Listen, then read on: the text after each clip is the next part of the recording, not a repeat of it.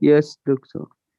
Okay, so I'll just give you a brief review of the anatomy and the physiology of the breast tissue and the gland, endocrine gland. Sorry, the this gland, and then we'll go on directly to the different diseases that can come across to you if you are in surgical rotation in the surgical OPD or in the inpatients or in the operating room.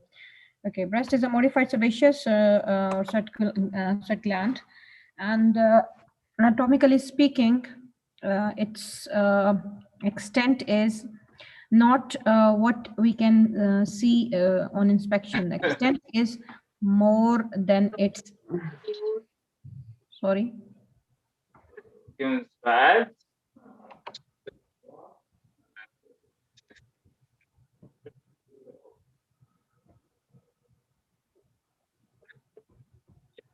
Sorry. Anyone want to say something? I didn't. Okay. Okay. So clinically, when we are seeing the patient, we just don't examine. Mute yourself. Someone having some problem. I was having hey this. No, at least.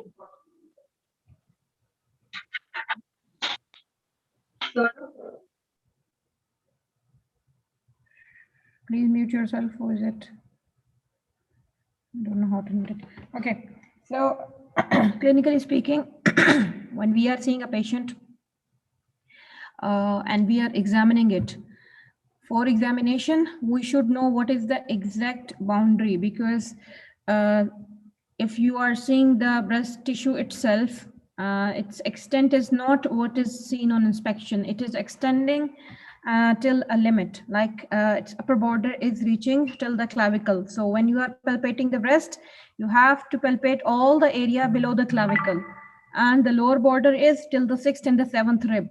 So you have to palpate the skin beneath the skin of that area, or the area beneath the skin of that area till the 6th to the 7th rib. And laterally and medially, the border is extending from the edge of a sternum medially to the mid axillary line. This is the limit. So when you are palpating, just don't palpate the breast itself. You have to palpate the whole boundary, because some carcinoma may be hidden in an area which you're suspecting that it is not the boundary of the breast. So you have to be careful. You have to examine the whole boundary. And this is also important when we are doing surgical operations, because sometimes our incision extension or the level clearance may need to be extended, or dissection need to be extended more proximally or distally, up and down. Okay, external anatomy, if you, no, this is all your previous knowledge. Externally, what we see breast tissue containing nipple and the areolar region, and the rest 4 quadrant. Nipple is a pigmented area, and usually its location is at the 4th intercostal space in young patients, in those who are in the beginning of their reproductive age. And areola is the pigmented area which surrounds the nipple. And there are glands of Montgomery, small glands you can see in the areolar region. And these glands, they are there to help during lactation. When there is lactation, they help to lubricate the nipple. Their secretions enter into the nipple area, and they help in lubrication of it, prevent it from drying. You can see these Montgomery tubercle hairs, and if they get blocked, there may be some lump formation or some swelling appearance there that need to be taken out. Okay. Inside, we have the lobular and the ductal system. The lobules are the, can say, the main unit of these glands, which secrete milk into the ducts, and the ducts and then take it to the nipple area. So we have the lobules, which are connected with the nipple through the ductal system. Then anatomically speaking, important thing in these are the axillary lymph nodes, which are the main drainage area of this gland. And when we did the examination, we said that we have 5 group of lymph nodes, which are in the axilla: the anterior, posterior, medial, lateral, and the apical group. But there is another classification which is important to understand, because your planning of surgery and your later operations, they depend on this knowledge. We classify these axillary lymph node into 3 levels: level 1, level 2, and level 3. These levels are graded, or you can say that they are made with their relation with the pec minor muscle. If you can see in the picture, this is a picture from where we have taken out the pec major. So what we are seeing here are the things that are beneath or under the pec major. So you can see this pec minor muscle, which is attached to the coracoid process of the scapula. And what you are seeing here is its labeling over it: 1, 2, and 3. So all these lymph nodes, they are along the axillary vein. So those lymph nodes which are lateral to the pec minor muscle, pectoralis minor muscle, we call them level 1 group of lymph nodes.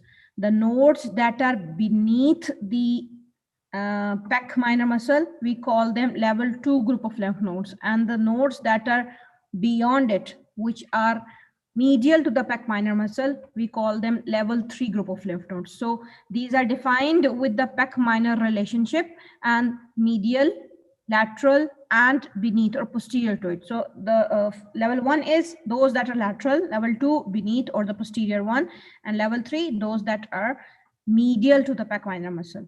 It is important because when we do the axillary dissection, we have to define up to which level we have to do this dissection. Okay. And the more we intervene in these nodes, the more complications are to be intervened, or we can say they come in our way. Then a nerve supply is by the long thoracic nerve, which supplies the serratus anterior and supply part of it. Thoracodorsal nerve, that's also related here. It supplies the latissimus dorsi. And the intercostobrachial nerve, that supplies the axillary area. It is the cutaneous supply of the axillary area and medial arm, part of the medial arm. And these 3 nerves, they are in relation with the breast tissue, and your breast surgery may cause damage to these nerves. And we have different presentation like winging scapula, or inability to raise hand, or loss of the cutaneous supply of the axillary region. So should know what are the nerves which are related here, what are the lymph nodes, and the axillary vein, the main vein in this area, along with all the lymph nodes are present. So when we are doing the dissection, we have to be very careful, because any of these things can be damaged, and the patient may come with different complications.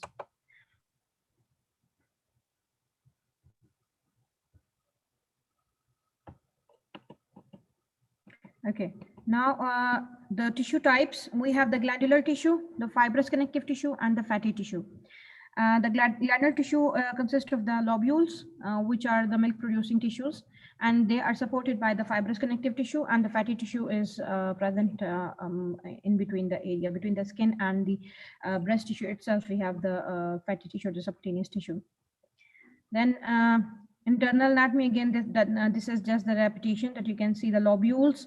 The lobules are connected with the nipple area or the nipple areolar complex with the ducts, which are taking the secretions from the lobule and conducting them to the ducts. And before the entry of the ducts into the nipple, it becomes slightly dilated, and that area is called ampulla, ampullary region. This ampullary region is slightly dilated, and that's why the secretions that are coming from the lobule, they are collected there in that dilated area, and when the baby sucks it, then the secretions come out.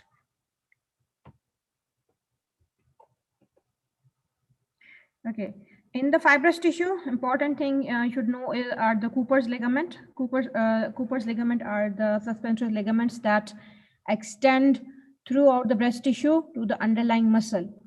And these Cooper's ligament are responsible for the dimpling effect or the skin retraction that we see in malignant cases. When a tumor invades within the breast tissue, it invades or it involves the Cooper's ligament.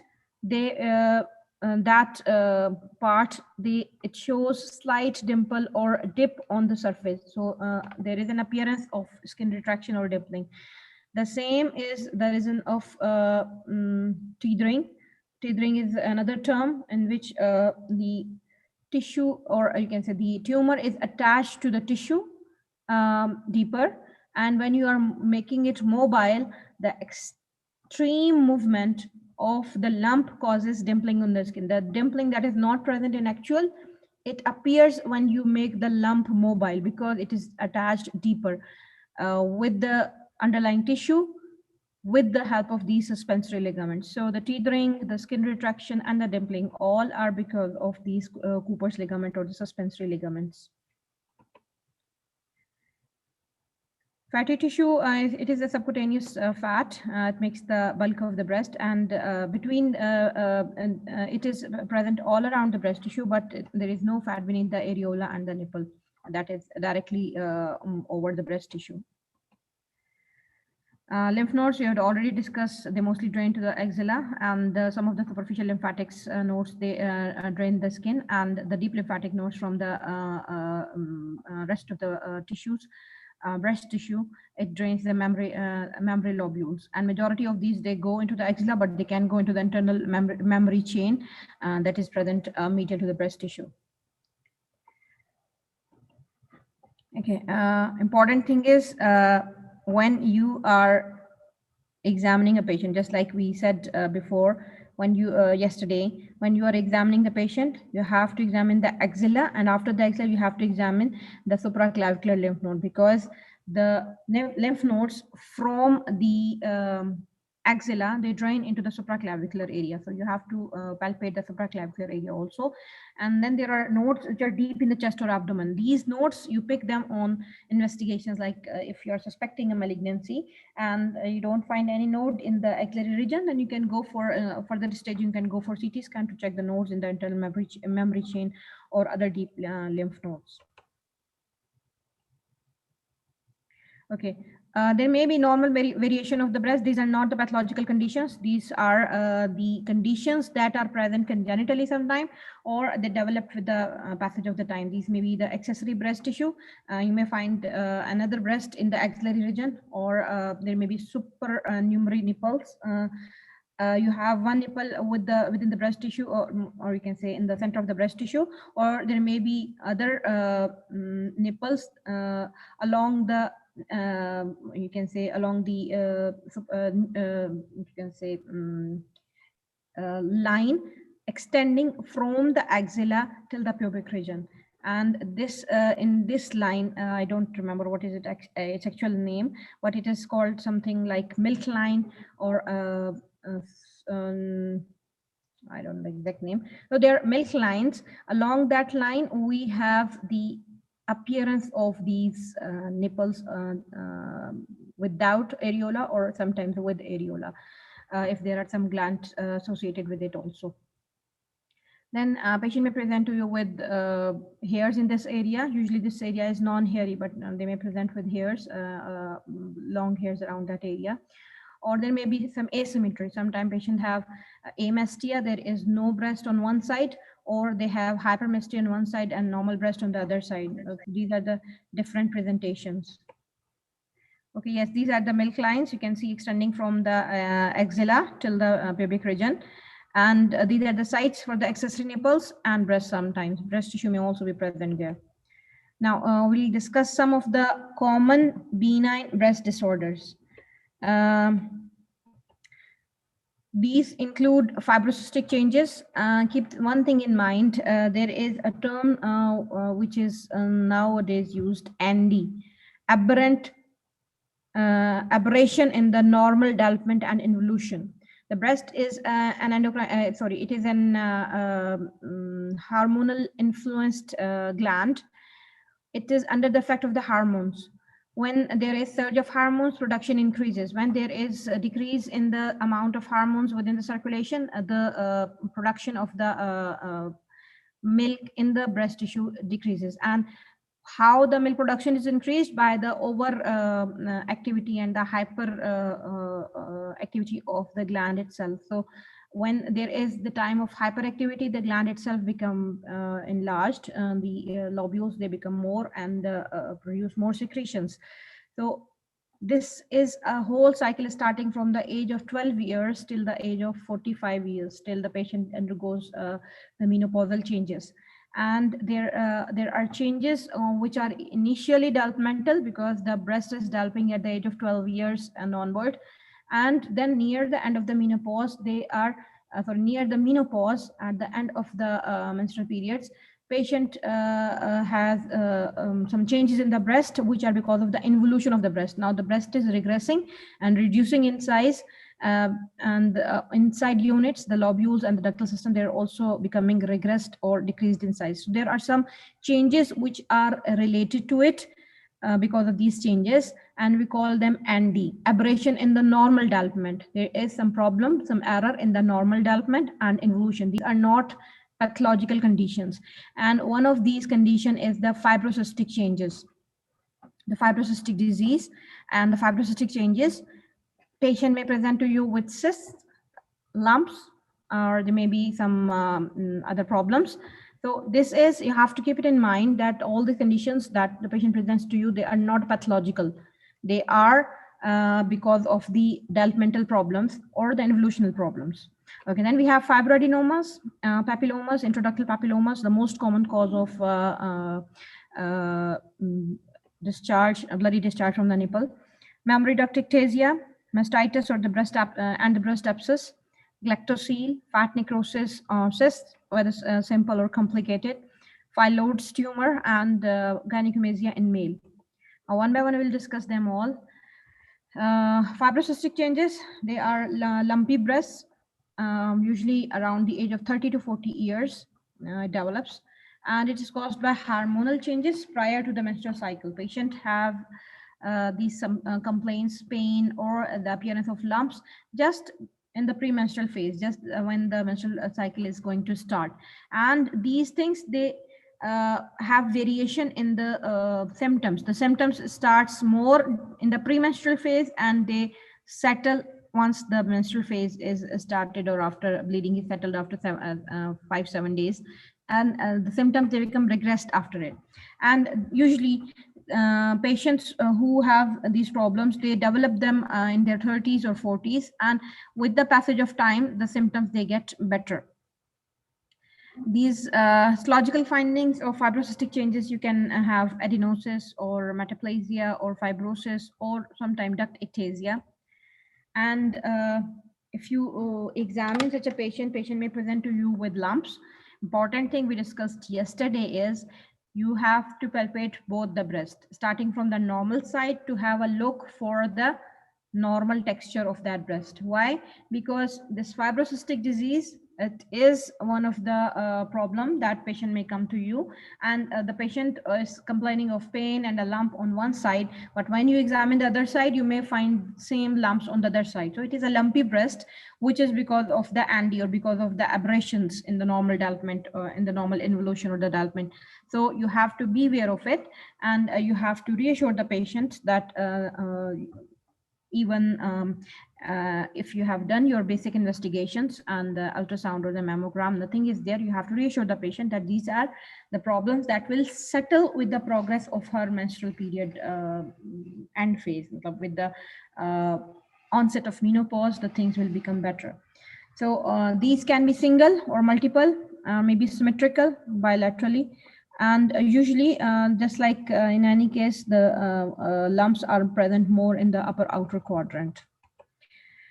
Now, they may present with pain and tenderness. That is, they may appear quickly, and they decrease in size in the last half of a menstrual cycle.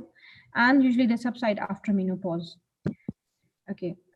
If a patient presents to you with a breast cyst, you are examining a patient and you find a cystic swelling there, and this cystic swelling is fluctuant. And when you do aspiration of it, you find some fluid. So when you are getting some cytological fluid, send it for analysis and let it be clear what is it in patients above 40 years. In these patients who are less than 40 years, ultrasound is diagnosed. You do the ultrasound and you find a cyst there. And if it is a simple cyst, keep it in mind. If ultrasound tells you a simple cyst, which is small and asymptomatic, patient presented with complaints of a lump, a simple cyst found on ultrasound, and you aspirated it, nothing else is needed, if it is clear. Okay. If when you are doing the ultrasound, either it says that it is not a simple cyst, it is complex cyst, or when you take the fluid out, the fluid is discolored, it is having some reddish discoloration like blood, or when you send it for cytology, there are some atypical cells, then you have to keep the patient under screening. Atypical hyperplasia can be seen there, and then you have to keep the patient under surveillance. If it is simple cyst, if it is you can say ultrasound says it is a simple cyst and it is small in size, just aspiration is enough. Just aspire it, symptoms will be settled, cyst will disappear, and you have to reassure the patient that there will be no problem. But if it is appeared as a complex cyst on ultrasound, and the patient's problem is that when you send her for analysis of that cytological fluid, after you aspirate it, it comes out to be atypical cells, you have to keep the patient under surveillance. You have to make her come to you in routine checkup to check for the progress, if there is any lump developing there, if there is any abnormal thing in the mammogram, which you do on regular basis every year. You have to keep her under surveillance. If it is simple, no need to do any surveillance.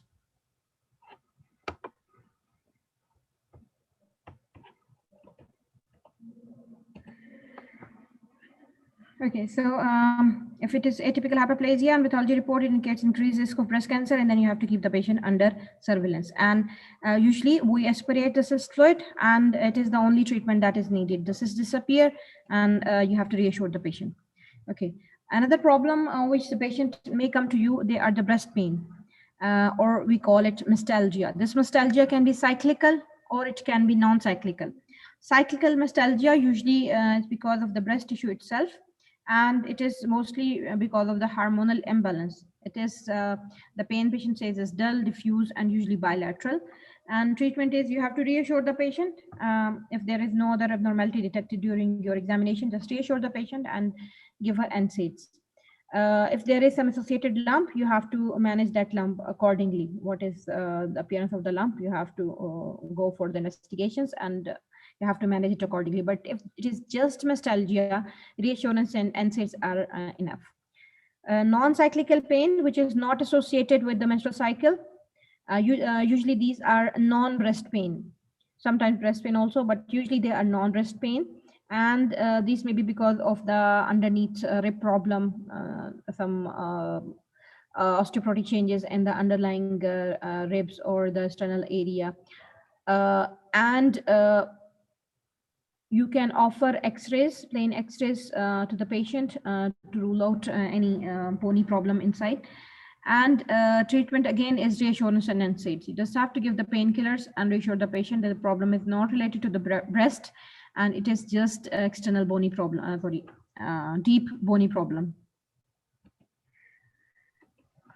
Okay, second most common breast condition is fibroadenoma. Now the age group affected in the fibrocystic, they are usually females above 30 years, 30 or above that. But fibroadenoma, it is usually seen in teens. And with the passage of time, it's when the patient reaches about 30 to 40 years, it starts regressing. So from the late teens to early adulthood, it starts appearing, and it is rare to see after menopause.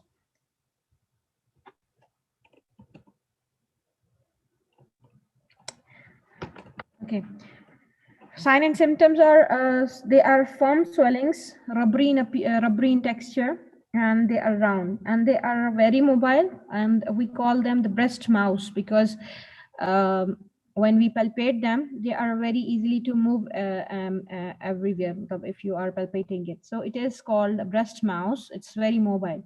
Usually they are painless, non-tender, and they can be solitary or they can be multiple. These are well circumscribed lesions, and usually these are also found in more quantity in the upper outer quadrant. The lesions that are above 5 centimeter or larger, they need to be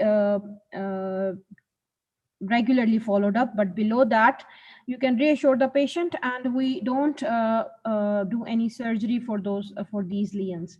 Usually we just keep below 5 centimeter lesions under surveillance after every few months, or uh, every few months we call the patients to go every month to do the BSc, and every few months the patient has to come for a clinical examination by the doctor.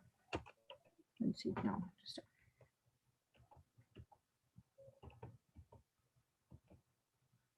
Okay, when to operate? If a fibroadenoma is more than 4 to 5 centimeter, number one. Number two, if you're suspecting that it is a giant fibroadenoma or a phyllodes tumor, or if it is very painful, patient says that pain is because of it, and it is the main source of pain, and the pain is intolerable. If it is an unusual age, patient developing it at the age of menopause. If the pathology is not clear, usually the pathology for it, the fibroadenoma is usually 2. But if the pathology is up to grade 3 or 4, it is uncertain that it is not clear-cut benign lesion, I have to go for excision. If the patient is having a positive family history of breast problems, cancers, and other chronic or prostate cancers, if the patient cannot come to you again and again for the follow-up, because if the patient is having a problem like a fibroadenoma less than 4 centimeter, and you say the patient, okay, come after 4 months, I will recheck it again. Okay, come after 6 months, I will recheck it again. Patient comes and you recheck and send her back. So it usually it resolves within 2-3 years time, and they usually regress and they are resolved. So if a patient comes to you, that is okay. But if a patient cannot come to you again and again, there is no access for medical follow-up, then when the patient comes to you after after discussing the thing with it, if she cannot come, operate the patient. If it is a giant fibroadenoma, and the giant fibroadenoma is a phyllodes tumor, so these are the indications when to operate. In the rest of the cases, we don't operate. Usually within 2-3 years of developing, they regress, so we don't have to worry about it for the small lesions. But more than 4 to 5 centimeter, unusual symptoms, unusual age, unclear pathology, patients who cannot come to you again and again, or patients having some fearful factors like they are having a positive family history, or you're suspecting phyllodes there, and you have to operate that patient. Now, intraductal papilloma. Intraductal papilloma is a papilloma that is appearing in the ductal system. They're slow growing, and usually because of the overgrowth of the ductal epithelial tissue. Usually they are not palpable clinically. They're not easy to palpate. And these are the most common cause of bloody nipple discharge. And usually you can find these in patients about around 40 to 50 years of age. The discharge could be watery, serous, serous-anginous, or frank bloody discharge. And it is spontaneous. Usually it is from one side, and usually sometimes from a single duct. And when you elicit pressure, or when you press the single duct, patient exactly can tell you that this is the side from where when I press the discharge appears. So you can ask the patient to press that so that the discharge you can see by your own eyes. And in 50% of cases, no mass is palpated. As you have already said, usually there is no mass. Sometimes we can identify a mass. In 50% of cases, there is no mass when you do the palpation. Okay. If a patient comes to you with intraductal papilloma, you are suspecting a patient comes to you with the unilateral nipple discharge, and it is one duct involvement usually. And if the discharge is clear, check for occult blood. If it is blood that's coming out through it, go for a ductogram. If needed, if you feel a mass there, you can go for biopsy. And if it is only an intraductal papilloma, there is no involvement of any malignant lesion, we can excise that involved duct, and it is called microdocotomy. We can excise that involved duct which is causing this problem. Okay. Another condition is a memory duct ectasia. It is inflammation and dilatation of the subareolar ducts below, or you can say just posterior to the, or just distal to the nipple region. It is because of the some obstruction, because of some inflammation in that area, and patient may present to you with a palpable mass in that area too. Usually after menopause, it is common. Its greatest incidences after the menopause. Histology, etiology is unclear, but usually it is some obstruction. That obstruction can be because of the cellular debris, or because of the cellular death in that area at the time of the menopause. And that debris which is collecting inside, it causes the duct to become blocked, and then they dilated, and they form a duct ectasia or a memory duct ectasia in that area. Now these are easy to differentiate from a breast cancer, because in the breast cancer, if you see in these pictures, there is nipple retraction and the nipple distortion. But in duct ectasia, the nipple is okay, but there is its shape is changed because the duct ectasia, or the dilated part, it is causing pressure on one side, and it becomes slit-like, just like we discussed in the paraumbilical hernia. When something is coming from one side, it causes the umbilicus to become crescent shaped or slit-like. The same is here. This pressure which is made by, or you can say generated by, this ectatic duct or the dilated duct, it causes the nipple area to become narrowed and slit-like. But the nipple itself, if when you examine it and when you try to palpate it, it is otherwise okay. But in carcinoma, the nipple itself is affected, and it is retracted and distorted. This is the difference between the two conditions. When you check it for a lesion in the memory or the areolar area, and you are suspecting the problem can be any of the things. So you can examine and you can differentiate the two very easily, that it is duct ectasia or malignancy or carcinoma.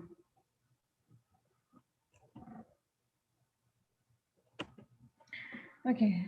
Sign and symptoms are usually there is multicolor discharge. It could be white, could be green, could be greenish brown, it could be xerosanguinous, it could be blood, any sort of discharge. And usually it is thick and it is paste-like a toothpaste.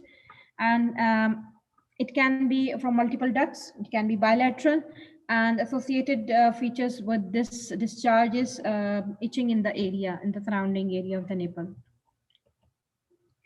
So treatment is first, if you have any suggest discharge, get it checked, test for occult blood, and go for imaging. We can go for mammogram or sonogram, ultrasound or the mammogram. If there is no abnormality detected and there is associated infection, we can go for antibiotics. And if there is involvement of the duct there, you can go for excision of the affected area, of the affected ductal system. Now, mastitis. Mastitis is the breast infection when bacteria enter the breast via the nipple, and usually the source which is sending these bacteria, they are the oral flora of the babies, and the ducts they become infected, fluid stagnates behind these, and that fluid becomes infected too, and then a patient presents to you initially with the signs of inflammation, and later on the spectrum can progress to the abscess formation. Usually the phase of lactation is the most prevalent phase for these abscesses to form. Sometimes it can be because of trauma, but usually it is seen in the lactating females. The most common organism for these breast abscesses or the mastitis is the Staphylococcus aureus. Treatment is, if there is no clear signs of an abscess, just start antibiotics. So the patient to continue breastfeeding so that the obstruction to the flow is discontinued. There is normal flow maintained, and keep the patient under close follow so that if you're suspecting that it is progressing to an abscess, then you can manage the patient within time. Otherwise, it will destroy the breast tissue. Now, if the patient develops abscess, there will be swelling, painful swelling with nipple discharge, and the surrounding area of that swelling will be indurated, associated fever and hyperemia of that area. Now, you have exam? Okay, understand. Okay, just a minute, I will change the room and I will start the lecture again. Wait for 2-3 minutes.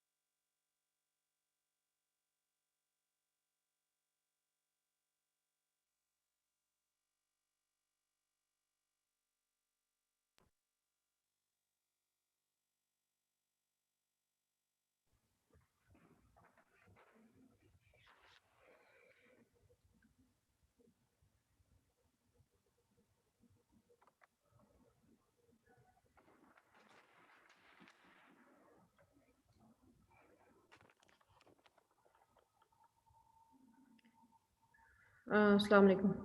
Sorry for the interruption.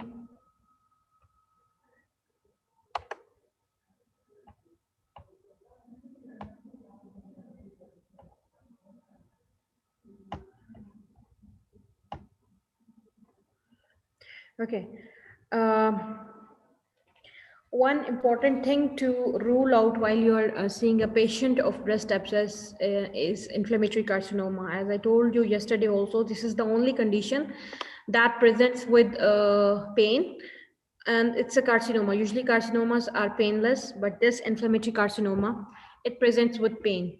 And it has typical appearance of a breast abscess. You may have a swollen breast or the erythema, and maybe there is purity orange appearance, which is typical of these inflammatory carcinomas. And important thing is rule out the history of lactation. If the patient is lactating, usually it is the benign breast abscess. But if the patient is non-lactating and there is no previous history of any trauma, usually you have to rule out the inflammatory carcinoma. That can be the main differential there in these conditions.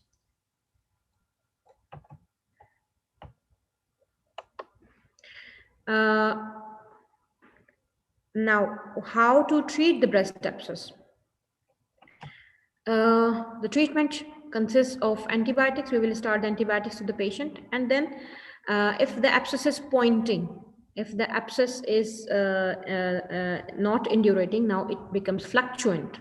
Important thing is fluctuation. If you are feeling the fluctuation, you can go for aspiration or drainage. If the thing is not fluctuant, it means that still the phase of organization, or you can say the phase of abscess formation is not complete yet, and you if you open that breast, you may not have any pus come out. The pus is still not collected in a specific area there. So if the lump becomes fluctuant, you can offer needle aspiration or incision and drainage.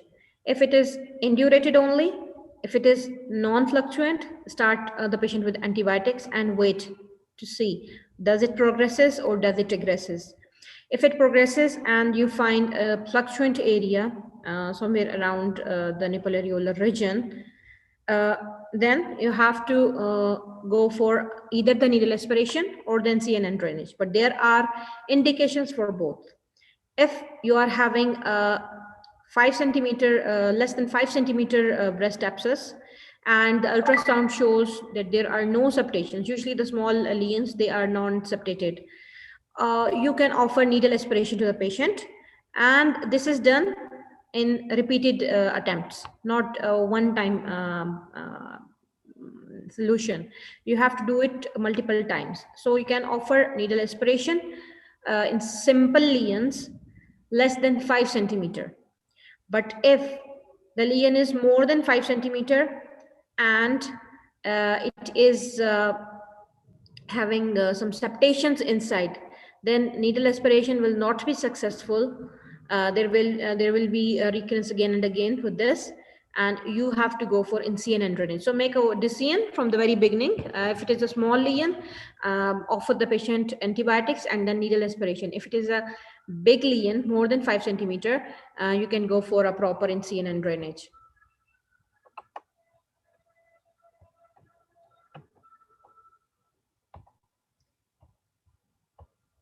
It is important to understand this, okay, what to do in which presentation. Anyone having any confusion about the breast abscess? Anyone having confusion? No, clear, Doctora. Okay. Now, another problem that we can have in the benign conditions is fat necrosis. Usually it is secondary to trauma to the breast, or it can be post-operative. And it is because of the necrosis of the adipose tissue, the fat tissue inside, and it is that's why we call it fat necrosis. You can see this picture, there is a seatbelt trauma, and you can see there is some bruising and some swelling of the breast tissue, and in the second picture you can see the breast hematoma secondary to a previous breast trauma or a previous trauma causing the fat necrosis. Usually patient present to you after some history of trauma with pain or maybe some mass, and the mass is usually a non-mobile mass, and it usually resolves over the time without any treatment. Sometime if it is big enough and if it is calcified and the pain is persistent, we offer excision or the removal. Otherwise, if it is small and it is getting better with the period of time, we don't offer any treatment for it. Phyllodes tumor. Phyllodes tumor, typically speaking, they are fibroadenomas, giant fibroadenomas, which have a rapid growth. And when we discussed the fibroadenomas, we said that phyllodes tumor on histopathology is an indication for surgery. Why? Because they have malignant potential sometimes. Usually they occur in women aged more than 40 years, and the treatment is wide local excision. We spare the skin and we do the wide local excisions. Just give a 2-minute break for Azan and then I will continue.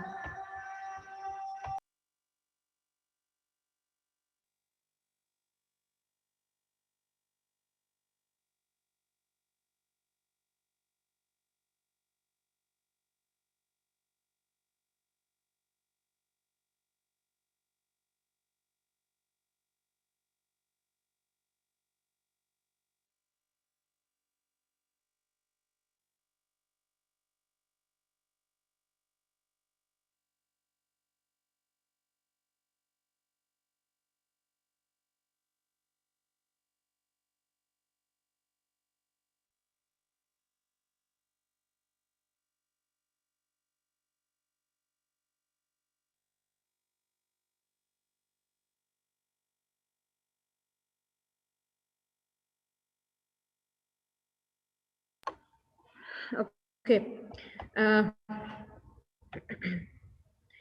Galactosile, it is cyst containing, you can see the screen, it is a cyst containing milk, and there is pain, swelling and pain, but usually no fever. Can you see the screen, or there is some box in front of the screen?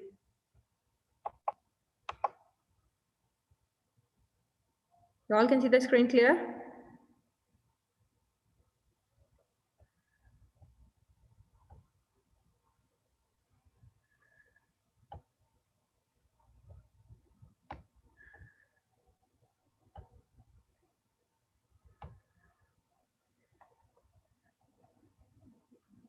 Okay, galactosile is a cyst containing milk. It's because of the blockage of the ducts during the phase of lactation, usually in lactating females, even either when they are lactating or when they stop lactating. These cysts, they may form, and these are the cysts that contain milk. Usual presentation is patient presenting with a lump, a lactating female presenting with a lump, but there is no fever. There is pain, and patient's only concern is that there is main symptom is the pain. There is no fever, there is no other symptom of inflammation, no other sign of any worrisome symptom. So what is the next step that you should do? Go for an ultrasound, and it can tell you that what is the cyst containing, what is the thing inside the cyst, and then you can offer needle aspiration. Just like a cyst, this aspiration is sometimes needs to be repeated, because these lactocele, they may be recurrent, but as it is a benign condition and it's not very symptomatic, so just aspiration is the usual treatment that we can offer. But if it is big and it is bothersome for the patient, painful, you can offer local excisions. Gynecomastia. Gynecomastia in male patients is, gynecomastia in male patients is about 1% of the male patients they present with the problematic gynecomastia. Otherwise, usually the gynecomastia is asymptomatic and there is no associated symptom with it. Only in 1% of cases there may be some malignancy in that increased breast. In 1% of the total male patients presenting with gynecomastia. That's not all the 1%. All the patients presenting to you with gynecomastia, 1% can develop malignancy. The incidence is very low. Now, the causes of gynecomastia are very important to be ruled out before you plan or prepare the patient for any surgery. What is the cause behind it? Is the patient pathological condition, or it is just physiological? Usually, gynecomastia is because of the imbalance between the estrogen and testosterone. In males, the level of the testosterone is much more than the estrogen, and estrogen is the hormone that is actually promoting the growth of the breast. So in males, usually the testosterone prevents the growth of the breast tissue, and there is no breast tissue, no visible breast tissue in the males usually. But if there is some imbalance between the testosterone and the estrogen, testosterone is decreased or estrogen is increased, there will be increased growth in the breast tissue, and they may present to you with gynecomastia. The causes can be pubertal, a physiological problem, or it can be because of the use of some drugs like estrogen agonist or spironolactone, famotidine, some hormones that a patient is using. Sometimes it could be because of the liver problem, cirrhosis or liver cirrhosis or fibrosis. They can also cause increased estrogen level, and there may be gynecomastia. Hypogonadism, testicular tumors, hyperthyroidism, chronic renal insufficiencies, and some endocrine gland problems. They all can cause gynecomastia. So before, if a patient comes to you with gynecomastia, because offering him any surgery, just rule out what is the cause. Is there any pathological cause, or it is just physiological? If it is physiological, go for surgery. If it is pathological, address the main cause of that gynecomastia. First address that, and then if needed, if the things that are not reversing, then offer surgery to the patient. Treatment of gynecomastia. If it is in the phase of before the puberty period, wait and see if it resolves. If it resolves, no need to do anything. If the patient is using some medicines, change the medicines. If there is some underlying disease, treat the underlying disease. If it is in patients with some genetic mutation, it's familial in a patient, and you are suspecting some problem, treat it. And then if needed, you can offer surgery and mastectomy or the wide local excision of the breast tissue.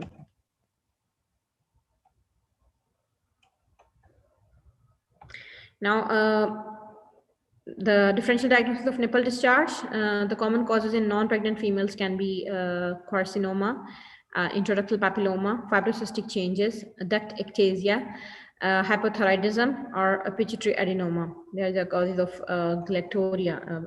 Pituitary adenoma is a main cause of milk, excessive milk production, or the galactoria. So if a patient presents to you with a nipple discharge, investigate the patient, examine, do a clinical examination, and go for ultrasound or mammography, depending on the patient's age. If the clinical examination and the mammography, they appear abnormal, then stage the problem. If it is a malignancy, go and stage it as per the standard. If it is normal, clinical examination is normal, mammography is normal, there is no underlying condition and no underlying lump or anything, then look for the discharge. Is it coming from a single duct or is it coming from a multiple duct? If it is coming from a single duct or multiple duct, in both the cases, the management is almost same. If it is troublesome for the patient, or if you're suspecting it is suspicious, go and excise that duct, the affected duct or the ducts. If it is not troublesome for the patient, if it is not suspicious, if it is not causing any bothersome symptoms to the patient, just reassure the patient, and even no need of follow-up there. So if it is duct discharge, when everything is normal, if patient is having no problem, patient is not having any trouble with this, reassure her. If the patient is complaining of continuous discharge and problem in managing it, and it is bothersome for her, or if it is causing pain, continuous pain, or if you're suspecting that there is the discharge is suspicious, go and remove that duct. And if abnormal, you have to follow the criteria or the roadmap of malignancies. You have to stage the disease and treat it accordingly.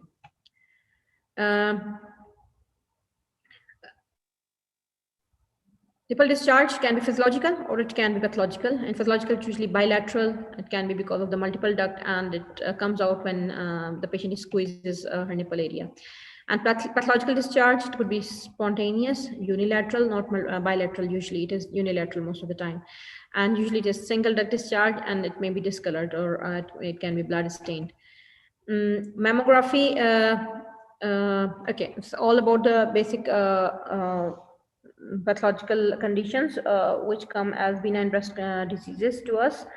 And some of these are risk factors to breast carcinomas, and some are benign, and reassurance is needed in most of the cases. Now, the breast investigations. We have two types of investigations. One, we call them the imaging investigations or non-invasive investigations, and the other are called the invasive or the tissue diagnosis investigations. In investigations, we invade and we take tissue diagnosis for histopathological studies. So in the invasive, non-invasive investigation or the imaging investigations, we have mammography and ultrasound. Mammography is a screening tool, and usually it is needed for female patients, normal female healthy patients above 40 years of age. And there is an estimated reduction in the mortality of about 15 to 25% if you are doing it annually in above 40 years aged patients. What we can see in the mammography, these are the densities or the calcifications. The two types of calcification that we can find here, they can be macro or the micro calcifications. Macro calcifications are coarse, large white dots, and usually when we see them, they are usually non-cancerous, and no further follow-up is required in these patients. If we see microcalcifications, small, fine, white specks, you have to see the pattern, the size, and the shape, because they are usually, again, they are usually non-cancerous, but some specific patterns and some specific shapes, they are signs of cancers. So if we have multiple clusters, not single microcalcification, if there are multiple clusters and they are dispersed, they are in dispersed pattern, or there are other features also amorphous and a lot others, think about a malignancy and go and get a tissue diagnosis. If it is a microcalcification that is solitary, it's just in one place and it is not spread anywhere, or it is a macrocalcifications, you just have to reassure the patient, and we don't even need any follow-up further. Okay, on the basis of mammography, we divide the findings into 6 types. If this is called the BI-RADS classification, the BI-RADS classification is the classification we are using to grade or to you can say grade different appearances on the mammogram. BI-RADS 0, these are usually BI-RADS 2 up till 0, 1, and 2. Usually we call them B9. And in these cases, if there is no, if there is BI-RADS 0, nothing find, no need to do any further imaging. If it is BI-RADS 1 or 2, usually we follow up the patient once in a year. But if it is above that, our follow-up is more frequent. In 3, we ask the patient to get a 6 months follow-up. After 6 months, we repeat this mammogram. If it is grade 4, we say the patient to go directly for a biopsy.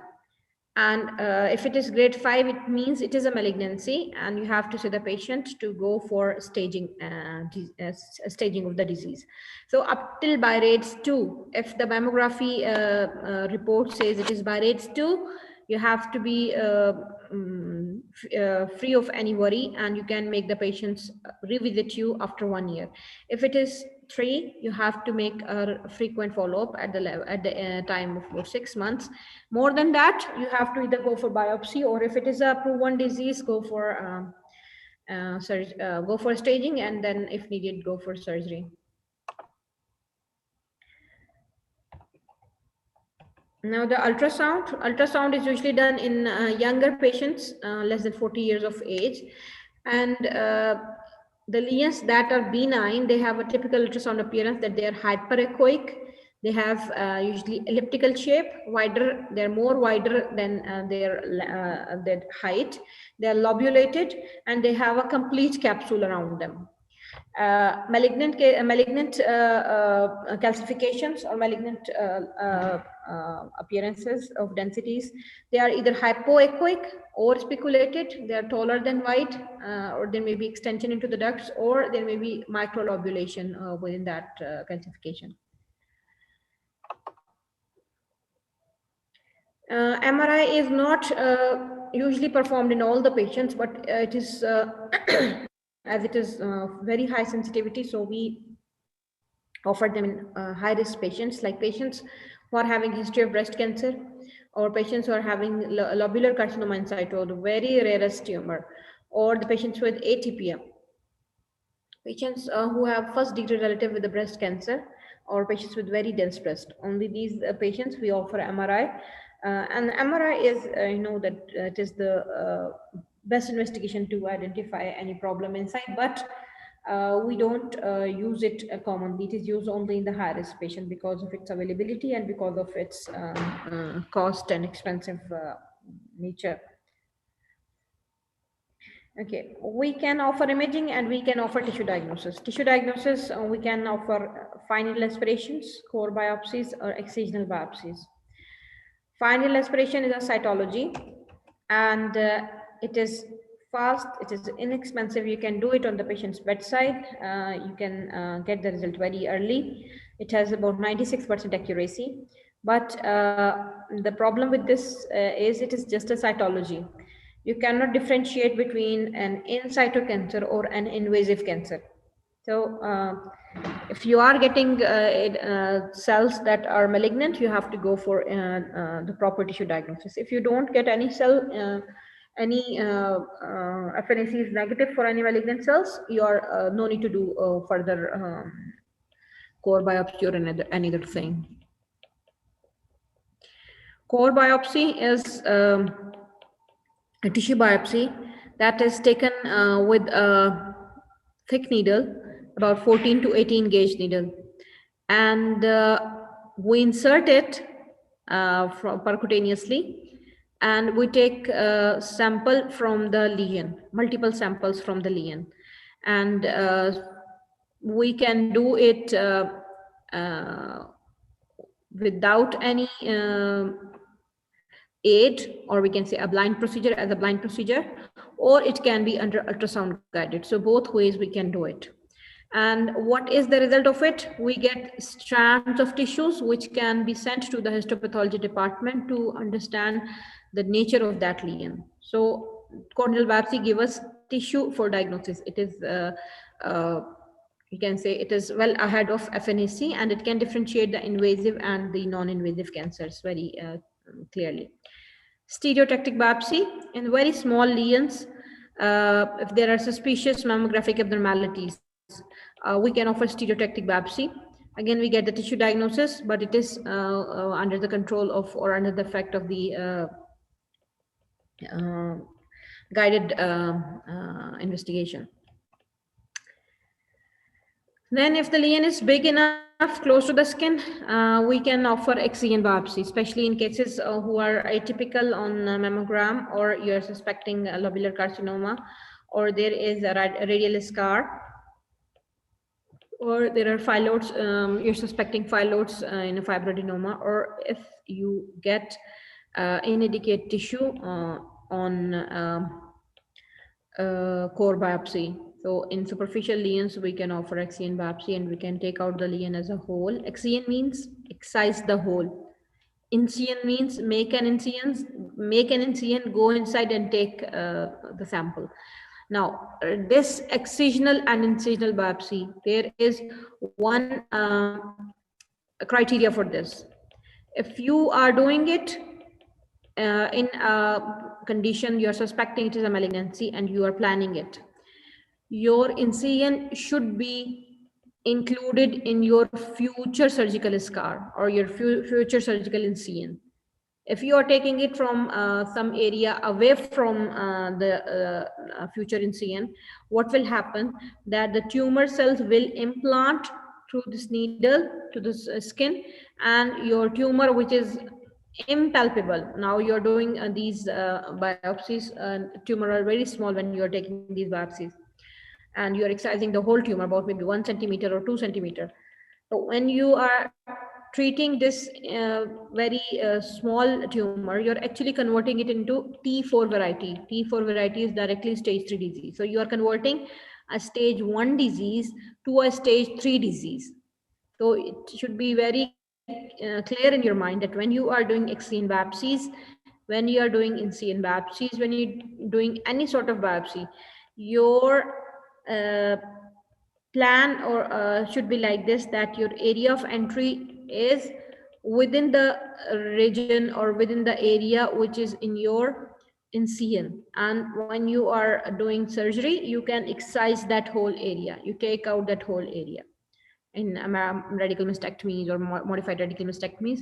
So you have to be careful about it. Okay, now we'll discuss briefly the breast cancers. We have two types of breast cancers usually, those that arise from the lobular area and those that are arising from the ductal carcinoma, ductal area, the ductal carcinomas. And if they are affecting the lymph nodes and there is the inflammatory variety, it can be with the lobular or the ductal variety. Inflammatory variety can be because of any of these. So in the ductal carcinoma, we have invasive or the ductal carcinoma in situ. In lobular, we have the lobular carcinoma invasive or the lobular carcinoma in situ. The most common of these is the lobular carcinoma, the ductal carcinoma, invasive ductal carcinomas, and lobular, they are very rare usually. Screening is needed for certain high-risk patients. If they have a prior breast cancer or atypia, we have to go for an annual mammography. If a patient has a family history of first-degree relative affecting with some breast cancer, you have to start mammography about 10 years younger than the age of the relative who underwent that problem or who had that problem. Like if that patient has her mother who had diagnosed with cancer at the age of 45 years, this patient should start mammography at the age of 35 years. And the third thing, which patients are in the need of screening, they are the patients having a positive BRCA gene. And these patients with BRCA gene, they should be investigated, they should be having an annual mammography from the age of 25 years, because the lifetime risk for developing breast cancer is very high in these patients. In BRCA1 positive patients, it is about 65% lifetime risk, and BRCA2 it is about 45% population BRCA2 genes. These patients, they usually have early age of onset. There may be two breast primaries or breast and ovarian cancer, or clustering of breast cancer with either the male breast CA, thyroid CA, sarcoma, adrenocortical carcinoma, pancreatic carcinoma, leukemia, or lymphoma on same side of the family. If it is maternal side having these problems, maternal side is having these other problems. There are breast carcinoma as well as with other carcinomas there in the gene in the family. And family member with BRCA gene or male breast cancer or ovarian cancer. If these patients have any of these risk factors in their families or in their previous histories, you have to check for the BRCA genes, and usually the genes are positive in these patients, patients having this problem. And if a patient is having a BRCA gene positive, we have to start screening in that patient at the age of 25 years. The limit of usually what we do mammography is 40 years, 35 to 40 years we usually start mammography, but in these patients you have to start a mammography from the age of 25 years. Now, how to screen these patients? We say the patient to start monthly breast self-examination from the age of 18 years. Then clinical examination and annual mammogram from the age of 25 years. And you can offer patient risk reducing options like prophylactic mastectomies, salpingo-oophorectomies, once she is when she has completed her family. And to rule out other cancers, you have to offer 6 monthly transvaginal ultrasound or a serum CA125 level from the age of 35. Okay, this from now onward, you have to be very careful with these slides, because we had OSCE session of this case in the final exam last year, and many students, they couldn't get 100% marks because they don't know the basics. So I have added 1 or 2 slides in this management option, so that you understand how you have to manage it when a patient comes to you with this problem. The first thing is management of breast is always multidisciplinary. What is multidisciplinary management? Means that it is not just a surgeon who is responsible for this management. Patient comes to you with a breast cancer. It is staged, it is diagnosed and staged. A tissue diagnosis is in front of you. Go and do the surgery and send patient home. This is not the exact management. The management is you have to take help from different specialities, the radiologist to give you an account of what is the patient's imaging modalities telling you, the help of the pathologist to tell you about the histopathology features, as well as the receptor status of that lesion. Then physicians are also involved to check the patient's status, whether the patient is um, able to undergo a surgery or there are some problems that need to be addressed first. Then oncologist also, because it is a breast cancer. So oncology people, they should be present, and they should be there to give you proper advice. And then the surgeon itself, who has to perform the surgery, and then with the help of the oncologist, he can continue the adjuvant, or before the surgery, he can devise the neoadjuvant therapy for the patient. The options that we have, they are surgery, radiotherapy, hormone therapy, or the chemotherapy. All have their own level to act. So what is ductal carcinoma? A carcinoma that originates in the ducts, and a lobular carcinoma that originates in the lobules. And ductal is common, lobular is usually very rare, but the lobular carcinoma, it is bilateral. The lobular carcinoma is usually present bilaterally. So if a patient presents to you with a lump in one side of the breast, you have to investigate or do the mammography of both the sides, looking carefully, examine and looking carefully for any other lesion in the other breast or in other quadrants, because it could be multicentric, or it could be in different breasts even. So you have to be aware of the lobular carcinoma, as it may present with bilateral lesion.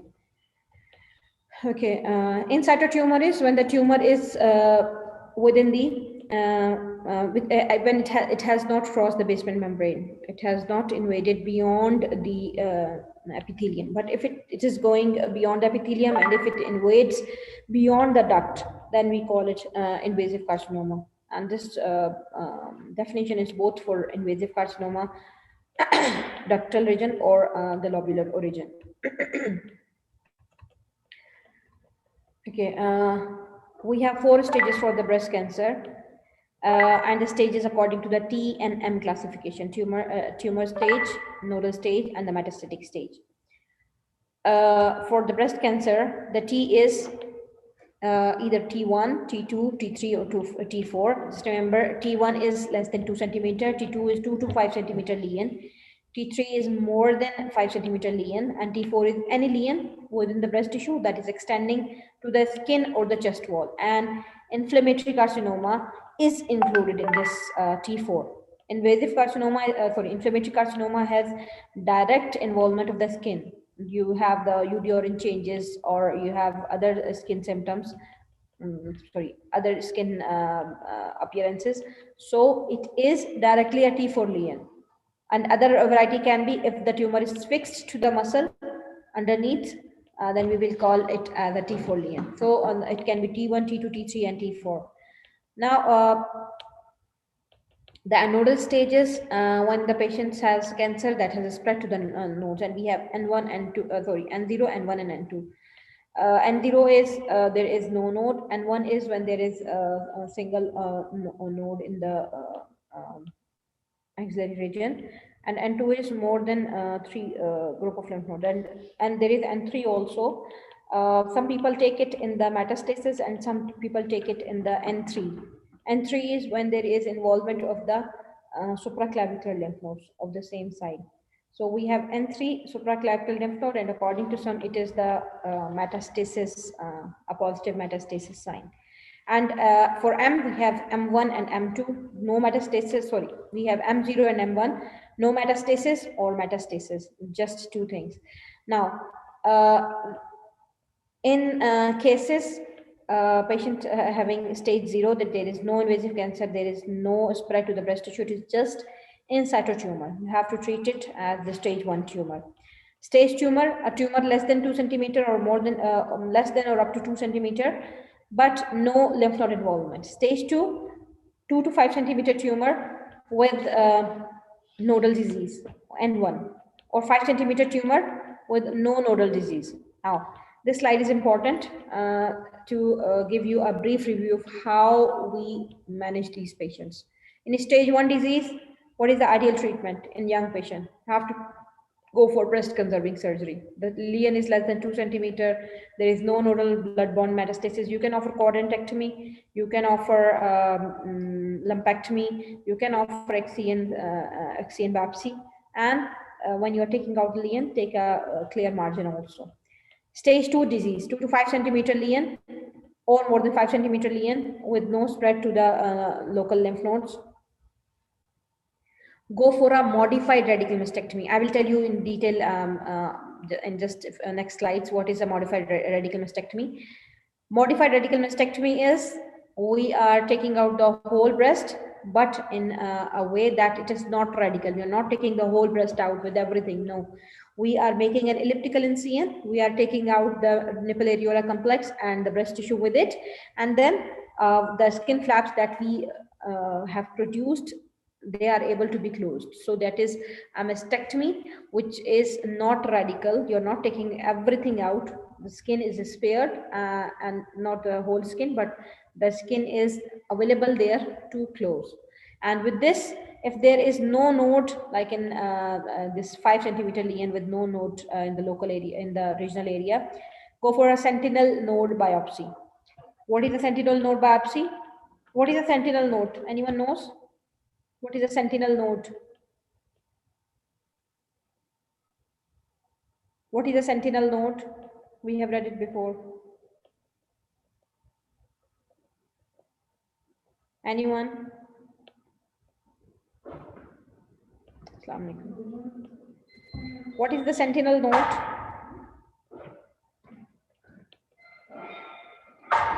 Anyone? What is sentinel node? Anyone knows? Any idea?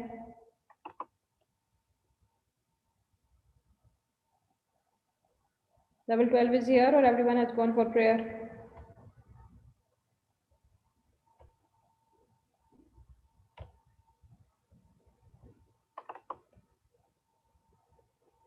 Abdullah Mashan, are you here?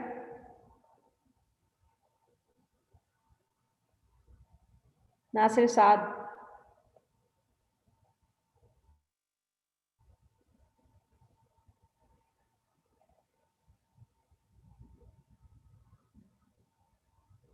Anyone is in the class? I can't see the chat. Doctor, everybody's typing in the chat. We're typing, Doctor, on the chat. We're typing. Don't chat, speak it out because I cannot see the chats. There is problem with the shared screen. Yes, we are here. Okay. Now tell me, what is a sentinel node? Anyone? Do you know what is sentinel node? No. Then what is this? Yes. Yes, who is this? Yusuf? Good. Sentinel node is the first lymph node that receives a drainage from a tumor. So how you can get this sentinel node? We inject a dye in the tumor, and then we inject a radioactive dye in the tumor, and then we identify the nodes in the areola, in the axilla, which nodes are being highlighted, or we give dye sometimes and we check which node has got the dye, the first node getting the dye. That first node, which is connected to the tumor, is called the sentinel lymph node. And when we are operating a patient in whom the lymph nodes are not enlarged, they are normal, the lymph nodes are not affected, we do this sentinel lymph node biopsy. We inject the dye, the radioactive dye or the other dye, color dye, and then we check the node with the gamma probe. We check which node is having the radioactivity. The node which has the radioactivity, we just take out that node and we do its biopsy. If the biopsy comes out to be negative, we don't have to do anything. If the biopsy comes out to be positive, then we have to go for axillary dissection. We have to dissect the axillary lymph nodes depending on the level. We have to go for level 1 or level 2 or level 3. And the levels we have already discussed. Level 1, lateral to the pec minor. Level 2, posterior to the pec minor. And level 3, lateral to the pec minor. Okay. So in stage 2 disease, if there is no lymph node, we will go for a modified radical mastectomy and we will go for sentinel node biopsy with it. If the patient has positive lymph nodes, like in the first, we said 2 to 5 centimeter lesion with N1 disease, they are also the stage 2 disease patients. So if the patient is having a 2 to 5 centimeter lesion and there is N1 disease and we are going for a modified radical mastectomy, you will go for a separate incision axillary dissection also. We'll go for a dissection in the axilla and you will take out level 1 or the level 2 nodes depending on which nodes were found to be involved. Just level 1 nodes are needed or you have to go more deeper. If it is level 1 lymph nodes affected, we have to go 1 level up. We have to do the dissection 1 level above the involved lymph nodes. If the patient of this stage 2 disease, if he says, I don't want mastectomy, I want a surgery in which my tumor is removed, but it is conserving my rest of the breast tissue. Then in this patient, as the tumor is small and there is just N1 disease, if it is there, we can go for breast conserving surgery. I will go into the detail of it in just a few slides. And with it, we give it post-operative radiotherapy to prevent recurrence. Okay. So if the patient, yes. I'm Abdullah Lanizi, Abdullah Mashan.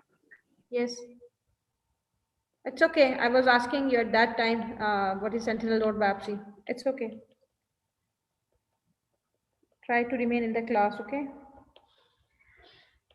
Okay, so patients with stage 2 disease who wants breast conserving surgery, offer breast conserving surgery and give post-op radiotherapy.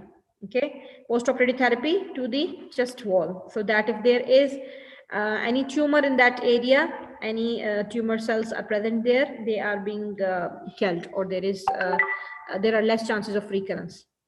Now, if a patient is of stage 3 disease, stage 3 disease is when the tumor is more than 5 centimeter and the nodal involvement is up to N2. So what to do in these patients? We offer them neoadjuvant therapy. We give them chemoradiotherapy before the surgery. And when after the neoadjuvant therapy patient comes to us, usually the size is a bit reduced. Now, we can offer these patients modified radical mastectomy or the breast conserving surgery depending on the size of the lesion. And when we are doing modified radical mastectomy, we have to do with it the axillary dissection to take out the involved lymph node. Okay, and usually the dissection is 1 level above the involvement. If the level 1 lymph nodes are involved, we will do the dissection of the level 1 and the level 2. Both lymph nodes should be taken out. If the patient is having level 1 and level 2 lymph node involvement, you have to do the dissection up till the level 3 lymph nodes. You have to take the lymph nodes up to level 3, 1, 2, and 3. All the lymph nodes should be removed. And once you did the surgery, you have done the modified radical mastectomy or the axillary dissection. After that, you have to give adjuvant therapy to the patient. So stage 3, neoadjuvant, modified radical mastectomy with the axillary dissection, and adjuvant therapy. Okay, and in stage 4, it's very simple. If the patient presents to you with stage 4 disease, you just have to give palliative care to the patient. So this slide is very important. Please, you may get MCQs based on this, or you may get OSCE questions based on it. So be very careful about these treatment of breast cancers, how to stage it and how to do the management of the patient, because it was very sad that all the students, I think 1 or 2 students only got 100% in this OSCE scenario. The rest, they got about 6 or 7 out of 10. So if you want to perform well, keep it in mind that one of the OSCE station will be based on it. So you have to be very aware what is the treatment of it. Okay. Treatment is mandatory for level 12. So all the conditions do go through the treatments well. What is the treatment of the condition? Okay, now just a brief review. What are the different surgical approaches? We can offer a patient a total mastectomy, or we call it a simple mastectomy, or a total mastectomy with axillary clearance. And the blocked one is you can say the gold standard procedure, the modified radical mastectomy. Usually we do the Patty's procedure. We give an elliptical incision around the nipple areolar region, and tail is extended till the axilla to make the axillary clearance with the same incision. And we can go for radical mastectomies, and sometime if the patient is young and the size of the tumor is very small, we can offer conservative surgeries to the patient. And the conservative surgery means we are not taking out the whole breast tissue.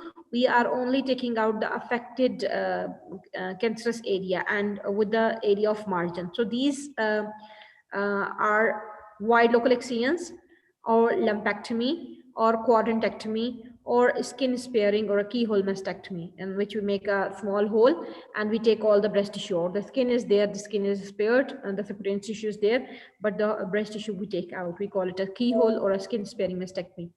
Now, this term, it is called quadrantectomy. The term is very clear that you are taking out a whole quadrant from the patient's breast. Now, in patients with breast conservative surgery, we have said before that you have to go for radiotherapy of the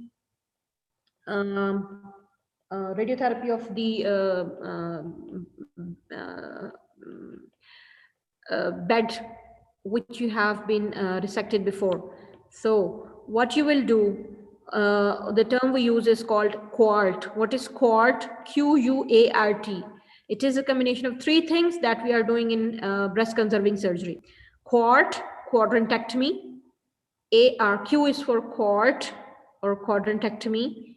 AR is for axillary dissection, and RT is for the radiotherapy. So keep it in mind that QUART is QUART is the sum of what we are doing in the breast conserving surgery. We are doing a quadrantectomy, we are doing an axillary dissection, and we are doing radiotherapy. We are giving radiotherapy to the patient. Okay, so this is all about anything left here. Okay, now just some complications. This is also important. What are the complications after mastectomy? Damage to the structures there, damage to the veins, damage to the nerves, damage to the veins in that area. So the main vein that is there is the axillary vein. There may be injury or thrombosis of the vein. And then the lymphatics are also draining in that axillary vein. So if the lymphatics are drainage, there may be lymphedema and its problem. Then the problem because of the nerve involvement, patient may have pain and the numbness in the axillary region because of the effect of the loss of the intercostobrachial nerve, or there may be shoulder dysfunction because of the damage to the muscle that you have caused there, or winged scapula because of the nerve that has and that was supplying the serratus anterior muscle. If there is damage to that nerve, there will be winged scapula. Then there are other things like seroma formation or flap necrosis and infection and hyperesthesia in that area. These are the common things, but specifically there is axillary vein injury. There may be nerve injuries that may cause some pain and numbness, or there may be winged scapula. And there may be local problems like seroma and flap necrosis and infection, etc. Lymph node surgery, I've already told you what is a sentinel node biopsy. It is the first node that drains the tumor. So we inject a dye, and then we take the nodes that show the radioactive dye. And radiotherapy is given to the affected breast area, and these are the indications when we are doing conservative surgery. When the patient is high risk of relapse, like a patient with invasive carcinoma, extensive invasive carcinoma, or extensive carcinoma in situ, more than 35 years of patient age, and multifocal disease, and patients with more than 4 positive axillary lymph nodes. That is also important. Patients with more than 4 positive axillary lymph nodes, you have to give radiotherapy. So any question about it? It's all big lecture. Anything you want to make clear? I will send you the scenarios. Prepare those scenarios, and if you are feeling any difficulty in finding the answer of any of the question, please you can ask in the WhatsApp or in the group, And for tutorial, inshallah, after this completion of this session, we'll inshallah see when to take the tutorials. I will take a 5 minutes break because there is no area where I can put my charger. So I will go to the classrooms down. How many lectures do we have left, Doctor? We have thyroid and the neck swellings and a very 4 or 5 pages lecture of men's syndrome. Is there any lecture for breast diseases? Because This one. Breast diseases is tutorial, okay, and I will cases, and you have to search yourself for those cases. That is the breast diseases tutorial, not the lecture.